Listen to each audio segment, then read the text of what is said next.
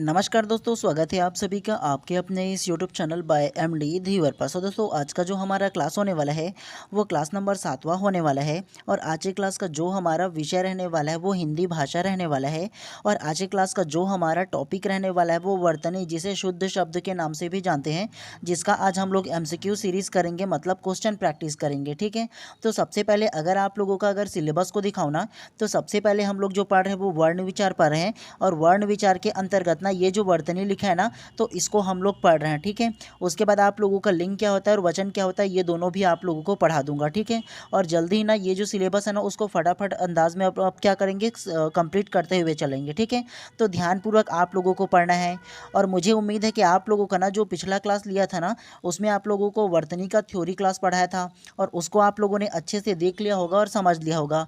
और अगर आप लोगों ने अभी तक के नहीं देखा होगा ना, तो जाइए सबसे पहले क्लास क्रमांक 6वां को देख लीजिए। उसके बाद इसको देखोगे ना तो बहुत अच्छे तरीके से आप लोगों को समझ में आएगा। ठीक है, और आप लोगों का जो शिक्षण अभिरुचि का जो विषय है ना, वो मेरा एक और चैनल धीवर एकेडमी पर चल रहा है, तो उसको भी जा करके देख लेना। आपका लगभग अभी 23 से 24 क्लास अभी तक की कंप्लीट हो चुका है। ठीक है, तो वहाँ जा करके अपना जो दूसरा जो सिलेबस है ना, मतलब जो दूसरा जो विषय है उसको भी बढ़िया सा कंप्लीट कर लीजिएगा और उसको भी सब्सक्राइब कर लीजिएगा। ठीक है, ताकि आप लोगों को प्रॉपर टाइम पे आप लोगों को उसका भी नोटिफिकेशन जो है वो मिल पाए।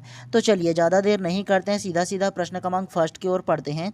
और आप लोगों को क्या करना है, मेरे आंसर लेने से पहले खुद आंसर लेना और प्रैक्टिस करते हुए चलना है आप लोगों को। ठीक है, और आज का ये जो क्लास है ना, उसमें लगभग आप लोगों का 40 क्वेश्चन है, जिसमें से आप लोगों का 20 से 25 क्वेश्चन मैं आप लोगों को प्रैक्टिस कराऊंगा। शेष बचे 15 क्वेश्चन जो रहेगा ना, वो आप लोगों को व्हाट्सएप ग्रुप में डाल दूंगा, तो वहाँ से डाउनलोड करके आप लोग प्रैक्टिस कर लीजिएगा। और जो जो इंपॉर्टेंट प्रश्न है वही सिर्फ उसमें ऐड किया हूँ। ठीक है, जो PDF है उसमें, तो व्हाट्सएप ग्रुप में डाल दूंगा, तो वहाँ से डाउनलोड कर लेना। और व्हाट्सएप ग्रुप में जुड़ने के लिए आप लोगों को बाद में बताऊंगा। ठीक है, चलिए पढ़ने के ऊपर फोकस करते हैं। तो प्रश्न क्रमांक फर्स्ट को ध्यान से पढ़िए। वर्तनी किसे कहा जाता है? ऑप्शन ए पढ़ने की रीति को, ऑप्शन बी लिखने की रीति को, ऑप्शन सी वाक्य रचना को, या ऑप्शन डी उपरोक्त में से कोई नहीं।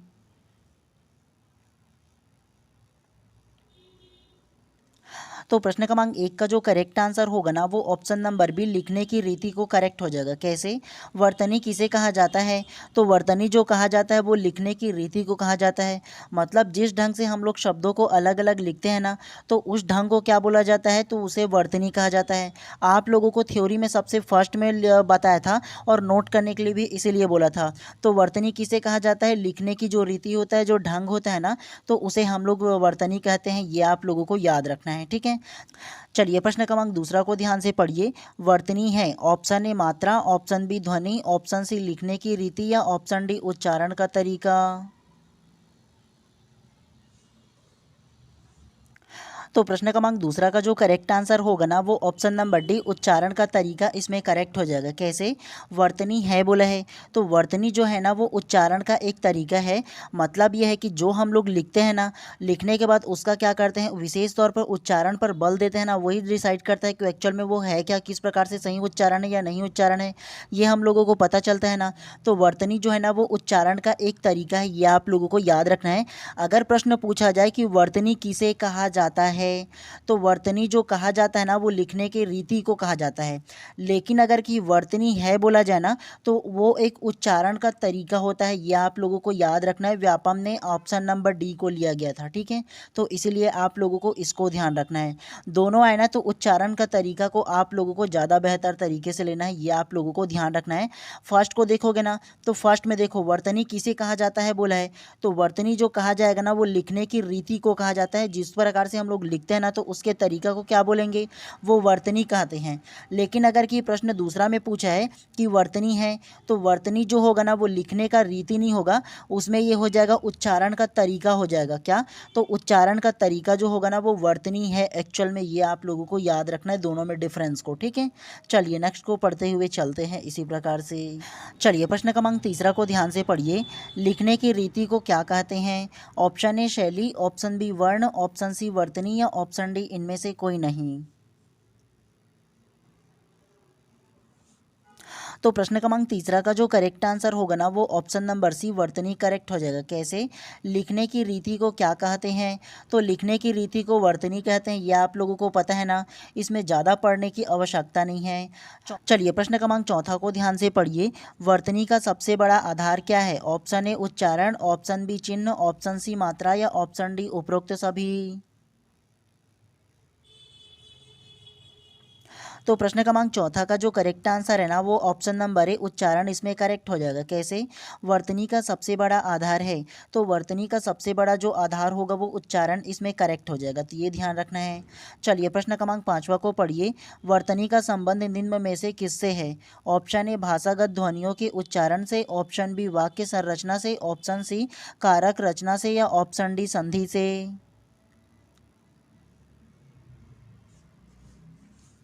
तो प्रश्न क्रमांक पाँचवा का जो करेक्ट आंसर होगा ना वो ऑप्शन नंबर ए भाषागत ध्वनियों के उच्चारण से करेक्ट हो जाएगा। कैसे?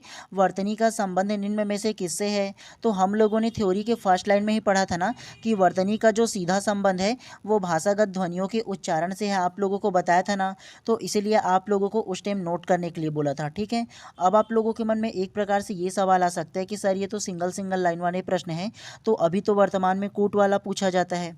तो एक चीज़ आप लोगों को हमेशा मैं अपने क्लास में बताता हूँ, अभी भी बता दूँ, कूट में जो पूछा जाएगा ना, तो जो भी ना क्वेश्चन निकालने वाला रहेगा ना वो इन सारे प्रश्नों को एक में मर्ज करके ना 3-4 प्रश्नों को मिला करके एक प्रश्न बनाया जाता है।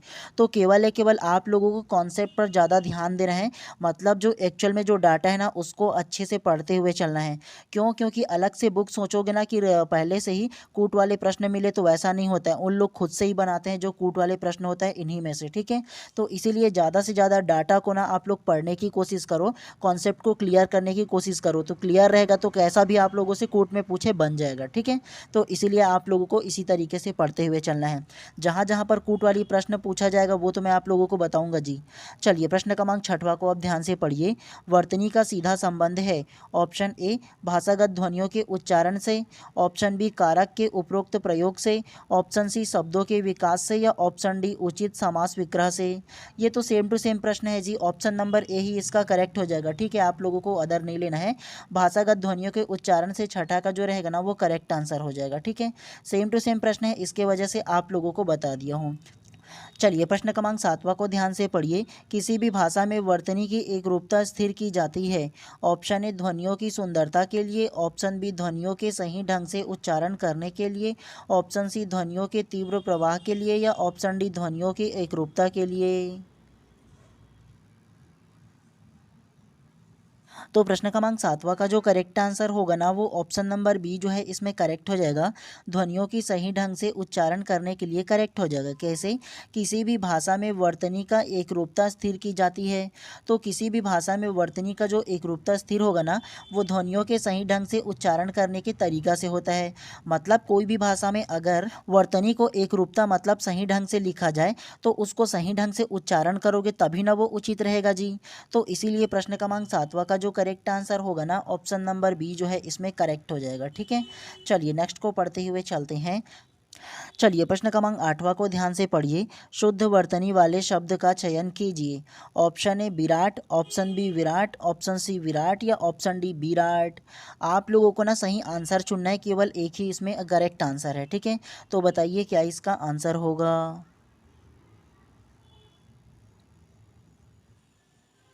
तो प्रश्न क्रमांक आठवां का जो करेक्ट आंसर होगा ना वो ऑप्शन नंबर बी विराट करेक्ट हो जाएगा। कैसे? शुद्ध वर्तनी वाले शब्द का चयन कीजिए। तो शुद्ध वर्तनी वाले जो शब्द है ना वो केवल है केवल ऑप्शन नंबर बी विराट जो है ना वो इसमें करेक्ट हो जाएगा। ये टर्म है ना नीचे में हलंत लगा हुआ होगा। ठीक है, तो ये आप लोगों को याद रखना है। विराट का मतलब जो एकदम बड़ा रूप होता है ना, विशाल, तो उसको क्या बोलते हैं? विराट बोलते हैं। ठीक है, तो ये आप लोगों को ध्यान रखना है, केवल ऐसे ही आप लोगों को पहचानना है। और आपके एग्जाम में इसी टाइप से ना आप लोगों से क्वेश्चन पूछे जाने वाले हैं। और आप लोग देखेंगे ना कि इसमें जितना भी प्रश्न आया हो ना वो व्यापम के किसी न किसी एग्जाम में पूछा गया है, तो इसलिए इम्पोर्टेंट है। चलिए प्रश्न क्रमांक 9 को पढ़िए। निम्नलिखित में से अशुद्ध शब्द है। ऑप्शन ए योगीराज, ऑप्शन बी नीरस, ऑप्शन सी मंत्रिमंडल या ऑप्शन डी वीणा। तो प्रश्न क्रमांक 9 का जो करेक्ट आंसर होगा ना वो ऑप्शन नंबर सी इसमें करेक्ट हो जाएगा, मंत्रिमंडल। कैसे? निम्न में से अशुद्ध शब्द है, तो अशुद्ध शब्द जो होगा ना वो मंत्रिमंडल हो जाएगा। आप लोगों को थ्योरी में इसको पढ़ाया था ना, और इसका सही मंत्रिमंडल का सही जो शब्द होगा वो कौन सा होगा? तो ये जो त्रा में बड़ी एक मात्रा लगा है ना वो छोटी एक मात्रा हो जाएगा, और ये होगा ना तो ये करेक्ट आंसर हो जाएगा। बाकी योगीराज, नीरस और वीड़ा ये सारे के सारे शुद्ध शब्द हैं। ठीक है, तो ये आप लोगों को ध्यान रखना है। चलिए नेक्स्ट को पढ़ते हुए चलते हैं इसी प्रकार से। चलिए प्रश्न क्रमांक 10वां को पढ़िए। शुद्ध शब्द की वर्तनी के लिए 4 विकल्प दिए गए हैं, आपको सही विकल्प का चयन करना है। ऑप्शन ए सूचीपत्र, ऑप्शन बी सूचीपत्र, ऑप्शन सी सूचीपत्र या ऑप्शन डी सूचीपत्र। पढ़ते इसको सेम है, आपको मैं पहले ही बताया था ना कि आप लोगों को एकदम उच्चारण पे गौर नहीं करना है, आपको पहचानना है कि शुद्ध शब्द कौन सा है, किसमें त्रुटियां हैं, ये आप लोगों को पहचानना है केवल। इसीलिए आप लोगों को बोला था, वरना पढ़ोगे तो उच्चारण करते रहोगे तो बहुत लेट लग जाएगा। आपको एग्जाम के पॉइंट ऑफ व्यू से पढ़ना है, तो इसीलिए आप लोग ना पहचानना सीखना है आप लोगों को। ठीक है, उच्चारण आप लोग बाद में भी कर सकते हो, लेकिन पहले क्या करना है, आपको पहचानना सीखना है। तो क्या इसका करेक्ट आंसर होगा बताइए? तो प्रश्न क्रमांक 10 का जो करेक्ट आंसर होगा ना वो ऑप्शन नंबर बी सूचीपत्र करेक्ट हो जाएगा। कैसे? शुद्ध शब्द की वर्तनी के लिए 4 विकल्प दिए गए हैं, आपको सही विकल्प का चयन करना है। तो सही जो करेक्ट आंसर होगा ना वो ऑप्शन नंबर बी सूचीपत्र, ये जो है ना वो केवल करेक्ट हो जाएगा। ठीक है, बाकी किसी न किसी प्रकार से त्रुटियां हैं, देख लो, चाहे वो मात्रा में हो, चाहे वो छोटी मात्रा, बड़ी मात्रा, ये सारा चीज़ में हो सकता है। तो इसीलिए आप लोगों को मैं पहले ही बताया था, आप लोगों को क्या करना है, शुद्ध शब्द को पहचान करना है इसी वजह से। ठीक है, चलिए नेक्स्ट प्रश्न को पढ़ते हैं। तो प्रश्न क्रमांक 12वां को पढ़िए। सही वर्तनी वाले शब्द का चयन कीजिए। ऑप्शन ए को देखो, यवज जीवन, ऑप्शन बी यवज जीवन, ऑप्शन सी यवद जीवन या ऑप्शन डी यव जीवन। तो आपको बताना है इसमें सही आंसर क्या होगा। तो प्रश्न क्रमांक 12 का जो करेक्ट आंसर होगा ना वो ऑप्शन नंबर बी यवज जीवन करेक्ट हो जाएगा। कैसे? सही वर्तनी वाले शब्द का चयन कीजिए, और सही वर्तनी होगा ना वो यवज जीवन करेक्ट हो जाएगा। आप लोगों को मैंने थ्योरी में भी इसके बारे में बताया था ना कि इसमें डबल जा लगा हुआ था, तो इसको एक को हटा करके इसको सिंगल जा आप लोगों को लगाना है बोल करके मैं पहले ही अपने थ्योरी क्लास में आप लोगों को बता दिया हूँ, है ना। तो इसीलिए इसका जो शुद्ध वाक्य होगा ना वो ऑप्शन नंबर बी जो है इसमें करेक्ट हो जाएगा। ठीक है, चलिए नेक्स्ट प्रश्न को पढ़ते हुए चलते हैं इसी प्रकार से। चलिए प्रश्न क्रमांक 11वां को पढ़िए। निम्नलिखित शब्दों में शुद्ध शब्द है, तो शुद्ध शब्द इनमें से कौन सा है आपको ये बताना है। आधीन, ऑप्शन बी नभमंडल, ऑप्शन सी योगीवर या ऑप्शन डी प्रत्युत। तो प्रश्न क्रमांक 11 का जो करेक्ट आंसर होगा ना वो ऑप्शन नंबर सी योगी वर्ग करेक्ट हो जाएगा। कैसे? निम्नलिखित शब्द में से शुद्ध शब्द है, तो जो शुद्ध शब्द होगा ना वो ऑप्शन नंबर सी योगी वर्ग जो है ना वो केवल इसमें करेक्ट हो जाएगा, बाकी तीनों ऑप्शन इसमें अशुद्ध शब्द है। कैसे? तो सबसे पहले ऑप्शन ए को देखो, आधीन, तो आधीन नहीं होता है, अधीन होता है। ये जो आ की मात्रा लगा हुआ है ना इसको आपको हटाना है, तो ये अधीन होगा तो करेक्ट हो जाएगा ये। ठीक है, उसके अलावा भी नभमंडल जो है ना, तो ये नभ के बाद क्या लगता है, तो नभ के बाद डैश लगेगा। आप लोगों को समझ में आ रहा है ना, ये जो नभ लिखा है ना उसके बाद डैश करके फिर से इसमें मंडल लग जाएगा, तो ये करेक्ट हो जाएगा। ठीक है, दोनों एक ही में, तो ये अशुद्ध माना जाता है। उसके अलावा डी को देखो, प्रत्युत, तो प्रत्युत में क्या है, ये जो हलंत लगा है ना वो नहीं होगा, हलंत लगा है मतलब ये अशुद्ध शब्द है, तो प्रत्युत में ना हलंत नहीं लगता है, ये भी ध्यान रखना है। ठीक है, तो इसीलिए ऑप्शन नंबर सी जो है ना इसमें शुद्ध शब्द हो जाएगा। ठीक है, चलिए नेक्स्ट प्रश्न को पढ़ते हुए चलते हैं इसी प्रकार से। अब चलिए प्रश्न क्रमांक 13वां को ध्यान से पढ़िए। श्रीमान शब्द में किस प्रकार की अशुद्धियां हैं। ऑप्शन ए वर्ण संबंधी, ऑप्शन बी समाज संबंधी, ऑप्शन सी हलंत संबंधी या ऑप्शन डी प्रत्यय संबंधी। तो प्रश्न क्रमांक 13 का जो करेक्ट आंसर होगा ना वो ऑप्शन नंबर सी हलंत संबंधी करेक्ट हो जाएगा। कैसे? श्रीमान शब्द में कौन सा प्रकार की अशुद्धियां हैं, तो श्रीमान ये जो शब्द है ना उसमें कौन सा प्रकार की अशुद्धियां है ये बताओ ना, तो इसमें हलंत संबंधी अशुद्धियां हैं। जैसे ये ना है ना, तो ना के नीचे देखना आप लोग हमेशा हलंत लगा रहता है। ठीक है, कोई भी अगर आप लोग एप्लीकेशन वगैरह देखोगे ना हिंदी में लिखा हुआ, तो लिखते हैं ना कि श्रीमान महोदय करके, तो श्रीमान क्या होगा, तो श्रीमान में हलंत लगता है, ध्यान रखना है आप लोगों को। ठीक है, चलिए नेक्स्ट प्रश्न प्रश्नों को पढ़ते हुए चलते हैं इसी प्रकार से फटाफट अंदाज में। चलिए प्रश्न क्रमांक 14 को ध्यान से पढ़िए। वर्तनी की दृष्टि से कौन सा शब्द सही है? तो आपको ये बताना है कि ये जो व्यवसाय लिखा है ना, तो वर्तनी की दृष्टि से इनमें से कौन सा शब्द सही है आपको ये बताना है। Option A, option B, option C या ऑप्शन डी। तो प्रश्न क्रमांक 14 का जो करेक्ट आंसर होगा ना वो ऑप्शन नंबर बी व्यावसायिक करेक्ट हो जाएगा। कैसे?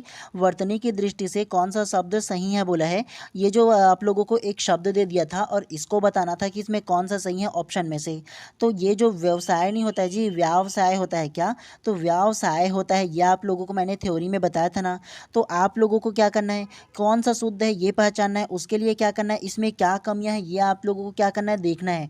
तभी आप लोगों को अच्छे से समझ में आ जाएगा। तो इसीलिए प्रश्न क्रमांक 14 का जो करेक्ट आंसर होगा ना ऑप्शन नंबर बी जो है इसमें करेक्ट हो जाएगा। ठीक है, चलिए नेक्स्ट प्रश्न को पढ़ते हुए चलते हैं इसी प्रकार से। चलिए प्रश्न क्रमांक 16 को ध्यान से पढ़िए। निम्नलिखित में से किस शब्द की वर्तनी सही है? तो आपको बताना है option A, option B, option C या ऑप्शन डी। कौन सा इसमें शुद्ध वर्तनी वाला शब्द है आप लोगों को ये बताना है। तो प्रश्न क्रमांक 16 का जो करेक्ट आंसर होगा ना वो ऑप्शन नंबर ए अनुगृहित करेक्ट हो जाएगा। कैसे? निम्नलिखित में से कौन सा शब्द वर्तनी सही है? तो कौन सा शब्द जो वर्तनी वाला जो सही होगा ना वो ऑप्शन नंबर ए जो है इसमें करेक्ट हो जाएगा। अनुगृहित जो है वो करेक्ट हो जाएगा। ठीक है, तो आप लोगों को खास तौर से ना इसका जो सही उच्चारण है ना उसको ध्यान देना, जो लिखा हुआ जो सेंटेंस जो वर्ड है ना उसको आप लोगों को ध्यान देना है। ठीक है, चलिए प्रश्न क्रमांक 17 को ध्यान से पढ़िए। निम्नलिखित में से सही वर्तनी का चयन कीजिए। आप लोगों को एक लाइन दिया है पूरा के पूरा सेंटेंस और उसमें ना ये जो हथनी लिखा है ना उसमें आपको ये बताना है कि करेक्ट कौन सा शब्द इसमें करेक्ट हो जा। हथनी के बच्चे का झुंड जा रहा है। Option A, option B, option C या ऑप्शन डी। तो प्रश्न क्रमांक 17 का जो करेक्ट आंसर होगा ना वो ऑप्शन नंबर सी जो है इसमें करेक्ट हो जाएगा। कैसे? निम्नलिखित में से सही वर्तनी का चयन कीजिए बोला है और सही वर्तनी जो होगा ना वो ऑप्शन नंबर सी ही इसमें करेक्ट हो जाएगा। मतलब ये जो सेंटेंस दिया है ना उस सेंटेंस में ये जो हथनी लिखा है ना उसमें क्या गलती है? तो उसमें जो गलती है ना ये देखो हाथनी लिखा है, तो ये इसमें क्या करना है, हटाना है आप लोगों को। और ये जो ऑप्शन नंबर सी है ना वो हथनी लिखा है, तो ये इसमें करेक्ट हो जाएगा। समझ में आया आप लोगों को इसमें क्या गलती था? चलिए नेक्स्ट प्रश्न को पढ़ते हुए चलते हैं इसी प्रकार से।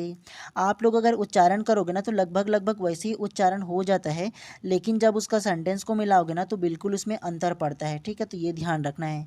चलिए प्रश्न क्रमांक 18 को ध्यान से पढ़िए। निम्नलिखित में से सही वर्तनी वाला शब्द चुनिए। तो आपको ये बताना है कि ये जो उज्ज्वल लिखा है ना उसमें सही वर्तनी वाला शब्द कौन सा होगा। Option A, option B, option C या ऑप्शन डी।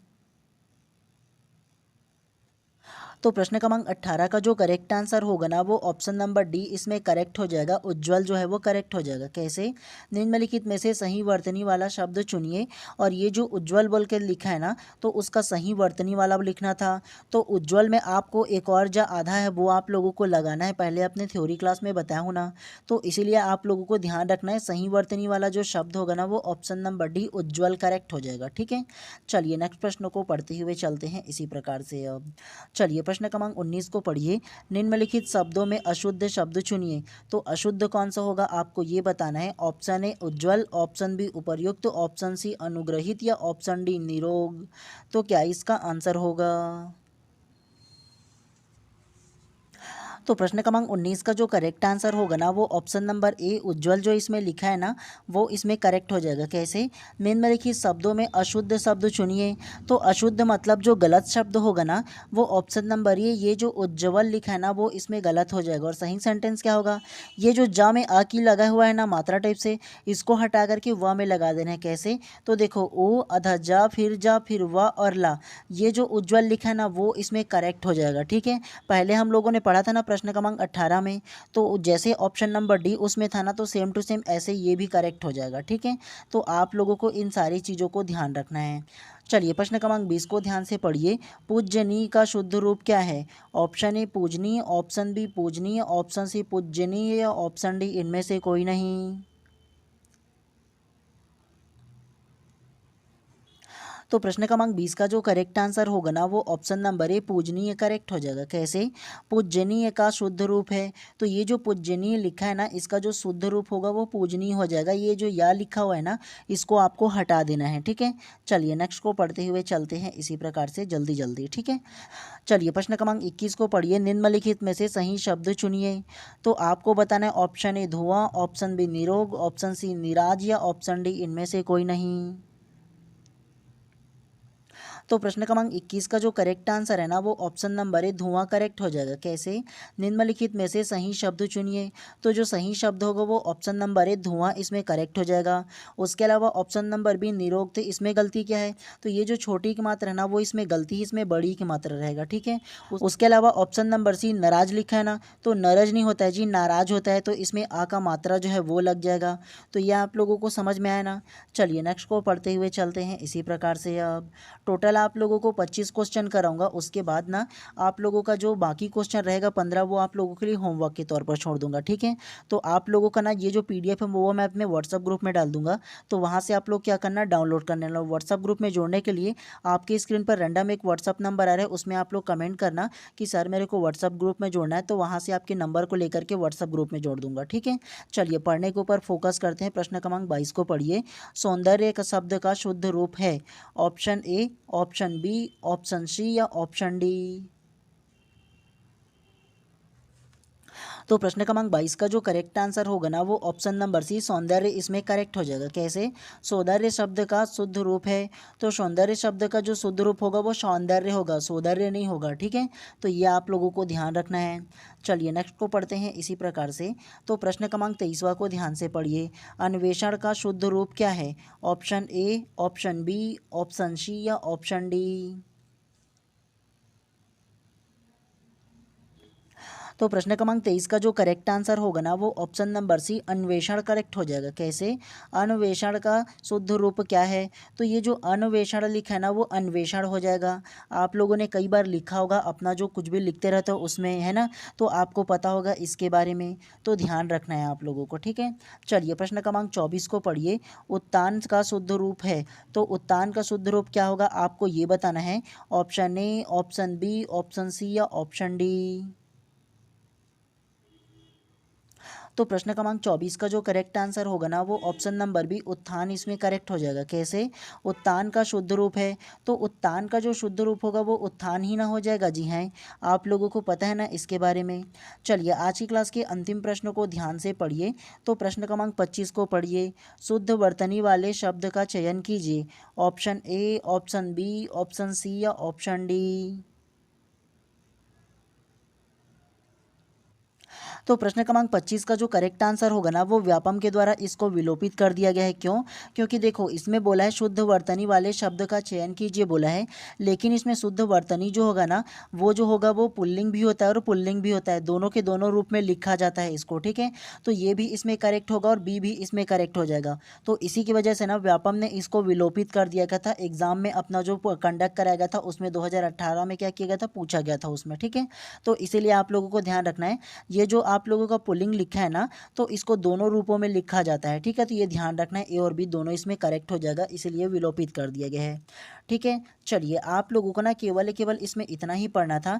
बाकी ये सारे जो क्वेश्चन है ना 26 से लेकर के 40 तक की जो क्वेश्चन है ना वो आप लोगों को मैं होमवर्क के तौर पे छोड़ दे रहा हूँ, और इसका जो PDF है ना वो मैं अपने व्हाट्सअप ग्रुप में डाल दूंगा, तो वहाँ से आप लोग डाउनलोड कर लेना और दोबारा प्रैक्टिस कर लेना इसको 1 से लेकर के पूरा 40 तक की, ठीक है।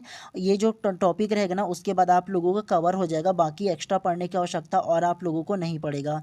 तो इतना ही आप लोगों को प्रैक्टिस कर लेना है, ठीक है। और जो नंबर आप लोगों को प्रोवाइड किया होना तो उसमें आप लोग कमेंट करके आप जुड़ सकते हो, अगर व्हाट्सअप ग्रुप में जुड़ना चाहोगे तो। एक्स्ट्रा क्वेश्चन इसीलिए देता हूँ ताकि आप लोग प्रैक्टिस करो खुद से, और PDF के लास्ट में उसका आंसर दे दूंगा सारे का, ठीक है। चलिए आप सभी लोगों का दिन शुभ एवं मंगलमय हो। चैनल पे नए होंगे तो सब्सक्राइब भी कर लेना आप लोग, ठीक है। चलिए मिलते हैं नेक्स्ट क्लास में।